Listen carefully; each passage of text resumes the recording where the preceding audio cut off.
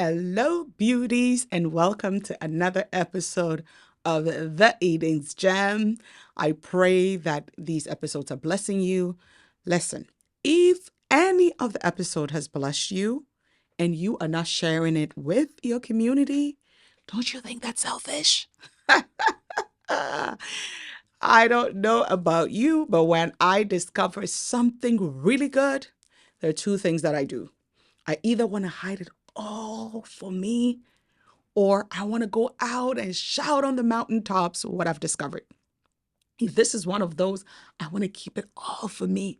The candy that I don't want to share, my favorite piece of cake that I don't want to share, my favorite ice cream, whatever your favorite thing that you delight in that you don't want to share, please don't be selfish. Share it, broadcast it. I want to see how many of you are going to share this particular episode today. Once you share it, come back and say done. Or if you know you're going to share it, put in the comment doing.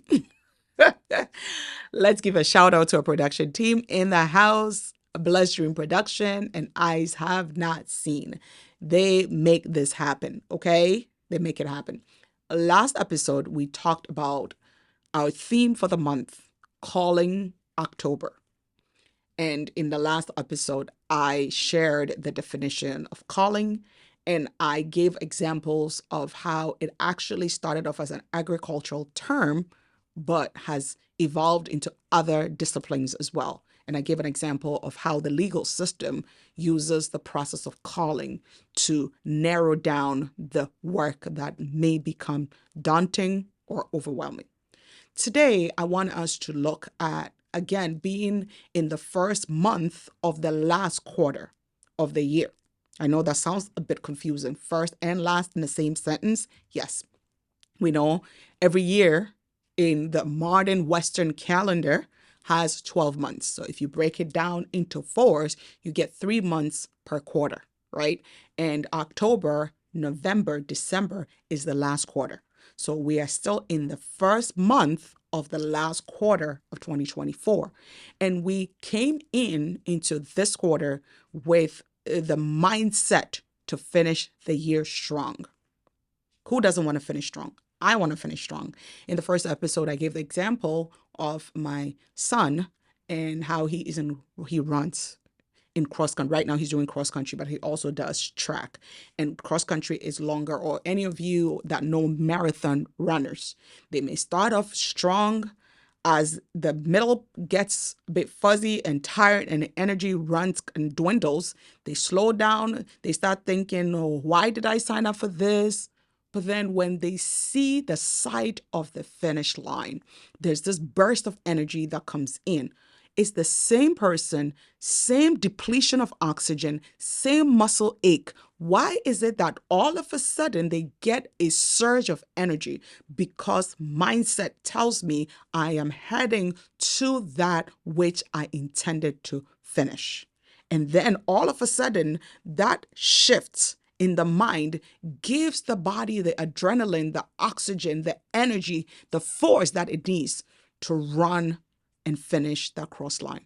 I want us to have that mindset. That's why in the first episode, I shared the mindset is everything. If our mindset is from a place of defeat, this year didn't go the way that I wanted, there's so much that came to me, the unexpected happened, and we are depleted. I want us to change that mindset and use the process of calling to finish the year strong. So in the process that I explained, the definition is looking at what is no longer serving you and slaughtering it. So the first process and the mindset is, as we're heading to the finish line of 2024, what is no longer serving me? And let me slaughter. Repeat after me. Slaughter. Don't put it to sleep. Don't anesthetize it. Don't put it to coma. Don't just kill it and slaughter it. Decapitate it. So it no longer, it sounds like it's very gruesome. And I believe that when some of you probably heard Culling October and you went and looked at the word, you're like, oh my goodness, what is Annette thinking? This sounds very gruesome. It sounds very negative. No, it's not. I went to a business summit a few years ago, and there was the keynote speaker, blessed memory, the founder of TGFI. Thank God it's natural. No, TGIN. Thank God it's natural, right? She was an attorney, and she was sharing the story of how she started off TGIN. And I said of blessed memory because she's since passed on from some sort of cancer. I think it was breast cancer. But she was sharing the story from a legal point when she started her business, which is a hairline, natural hairline. And she said something that now that I'm studying Culling makes sense. She said that when she started her business, there were certain products that was not doing well. And she said, as they say it, you kill your own child before somebody murders them for you. And I'm like, that is gruesome. That sounds, but now I understand it. So she said she took those products off the market herself because she knew it was not going to do well, and she knew that if she doesn't pull it off the shelves, that it was going to give the brand a bad reputation. So she said it was a cost, a very hefty cost that I had to take at the beginning of my business. But since then, it served me because if I had left those products on the shelf and people had bought it, they would never want to buy another TGIN product. I want you to look at it.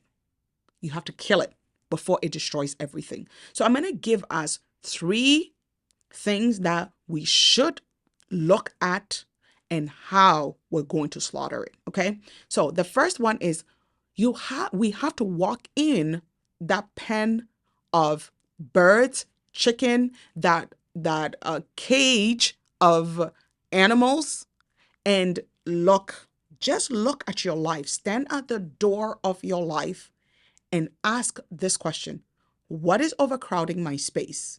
Emotionally, spiritually, physically, and socially. Now, I always ask myself these 4 areas because I'm a tripartite being that is put in a space to interact socially. I'm going to repeat that. I am a tripartite being, meaning I'm made of 3 parts: mind or soul, body, and spirit, to interact with a social world. And what happens is sometimes we neglect one aspect of it. But if we remove one aspect of the equation becomes disequilibrium. Okay? So whenever we're tackling something to be in a place that makes us successful, we have to look at it at all 4 dynamics of our areas. So stand at the door of your life, figuratively speaking, metaphorically speaking, and ask ourselves this question: what is overcrowding me emotionally? What is overcrowding my space physically? What is overcrowding my space spiritually? And what is overcrowding my space socially? Meaning, what is overwhelming my soul? What is making my physical body just not want to do it anymore? Spiritually, why do I feel overwhelmed? Is it the kind of teaching I'm exposing myself to? Is it the kind of materials that I'm exposing myself to? Is it the kind of philosophy and theology that I'm exposing myself to? And then socially, who is in my space? Who am I constantly interacting with? And are they overcrowding me? So that's the first one, is to identify what's overcrowding. The second thing is to identify what is weakening my productivity. It's one thing to overcrowd, and it's one thing to be weakened. So when you look at the process of culling, the farmer looks at if the space for the animals are too much and these animals are not able to freely move and one gets infected, it's going to affect all of them. So what happens is they identify that if the space is too overcrowded. The second thing is, what is the weak link? And let's remove the weak link, because if we do not remove the weak link, the whole chain is going to break and it will not serve anyone. So first, what's overcrowding me in all 4 dynamics of my life? What overcrowding my space in all 4 dynamics or areas of my life? The second thing is, what is weakening my productivity? And then the third is, what is holding me back in life. We're not focusing on our strengths, because I often hear people say, don't look at your weaknesses, just focus on your strengths. Yes, it's good to focus on your strengths, but if you keep focusing on if we keep focusing on our strengths and we do not also have a plan for our weaknesses, sometimes our weaknesses become the weak link, the weak chain that breaks the link. So 3 areas: overcrowding my space in all 4 areas, weakening my productivity, and holding what is holding me back. Now, when you and I have identified those, then the 3 stages we're going to use is how to slaughter. How do I slaughter? How do I kill what is overcrowding me? How do I slaughter what is weakening my productivity? And how do I slaughter what is holding me back? The first thing is declutter. Declutter. Do you have too many voices behind you telling you? This one is telling you, don't do it this way. This one is telling you, sit down and say, who do I trust around me? And the other people, how I slaughter them is, I am not going to bring this particular issue to them ever again. I'm not going to discuss it with them. I'm not going to when it comes to my marriage, there are certain people I'm not going to talk to. When it comes to my business, there are certain people I'm not going to talk to. I am putting the axe to the root and I'm putting the knife to the throat. Declutter. Emotionally, what am I going to keep focusing on and what am I just not going to bother again? We went out recently, my husband and I, with a good friend. And when we sat down, my husband says that he is starting to eat healthy for the rest of the year, starting from September.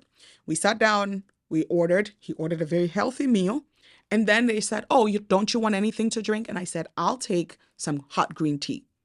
And they said, we have some really good smoothies, as if they know him. Well, they do know him because he goes there to eat. So they said, oh, we have a variety of bubble teas, and he loved bubble teas.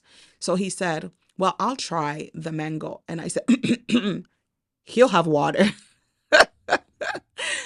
And so our dear friend was like, maybe.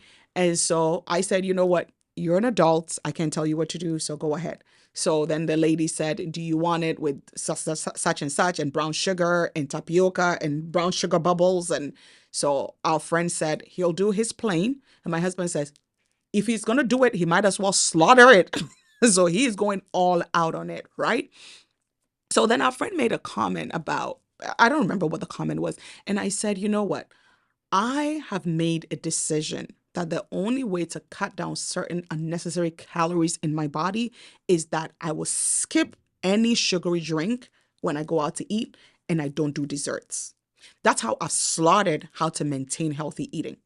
So when I talk about slaughter and declutter and how you don't go to, you make the intention of, I'm going to, when it comes to Claudia, I'm going to only talk to Claudia about my finance, because I'm not, when it comes to Claudia, my raising my children, it's not a thing because I don't like how she does it.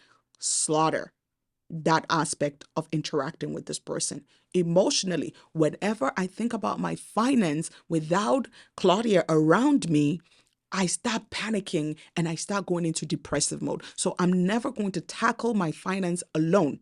Emotionally, it's not good for me. Spiritually, there are certain preachers, when I hear them, I find that it's not jiving with me. So from henceforth, I'm no longer going to listen, because some people, it's interesting that when you go online, there are people that are consistently following somebody, and everything they post, they say something negative about it. And sometimes I ask myself, why are you still here? Why are you still following this person? Slaughter. If there's anybody's content that you don't like, I feel like it's unnecessary for you to go and comment consistently negativity when it's not serving you. Slaughter that fellowship or fellowship. It's either fellowship or fellowship. Slaughter it. So declutter, slaughter is the second one. Cut its head off so it doesn't have a chance to resurrect. Lay the axe to the root. Anything that is hindering your progress, slaughter. First one is identify, declutter. Second one is slaughter. And the third one is create new space for new breed. Organizing our lives for simplicity and ease. Let's organize our lives for simplicity and ease. If you need help in this area, contact, eyes have not seen. They will help you organize anything from physical space to your digital space to your technological space, because this is what a farmer does, or a paralegal or a legal personnel will do. The reason why they're removing that which no longer serve them, or it's making their process productive, or when they step in and the barn or the pen is too crowded, they take the weaklings out, but they will also open up a new space so that the animals have enough space to be able to breed well and to prevent further infection and outbreaks. Declutter, slaughter, and create new organized space mentally, spiritually, psychologically, physically, and socially. Who should you surround? Who should you cut off this last quarter because they haven't served you well in the first 3 quarters? Who should you start associating with because you know they've been where you want to go? And how are you going to spend more time with them? Are you going to get closer to them by reading their books, by buying their content, by finding a way to serve them so you learn, getting closer so you learn? You see, in this last quarter, to finish well, we have to pay some prices. The freebie that didn't serve us in the last 3 quarters, we should eliminate it. And when I talk about pay a price and freebie, it's not with physical money. Some of us, we have to look. Remember, I shared about what it is that you and I can do. We have to look for certain communities to serve. We have to look for certain people to go and use our talents, our time, and our tools to help serve within their organization if they have a personal need. In so doing, you and I will finish 2024 very strong. And we start off with a process of calling. God bless you, and I'll see you in the next episode. Have a great day.